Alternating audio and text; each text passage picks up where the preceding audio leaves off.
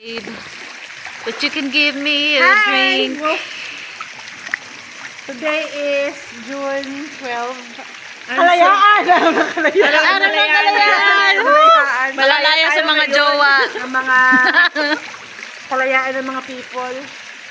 Yeah, kailangan sineselebrate yun. Malaya Independence Day. Happy Independence Day. Yes. Yun po yung sineselebrate natin today. Yeah. Malaya kami ngayon. Wala kaming flag. Red flag. Lumaya sa mga red flags. Red flag. Yung mga red flag yung ano, yung tawag nito. Yung red, ano na nga, para ba yung ka? Hindi, yung para sa isang relationship. Na, parang suko na? Hindi, yun lang, yung mga Yung nagbablog ka lang tapos nag-explain ka na. Thank you, Ma'am Shine.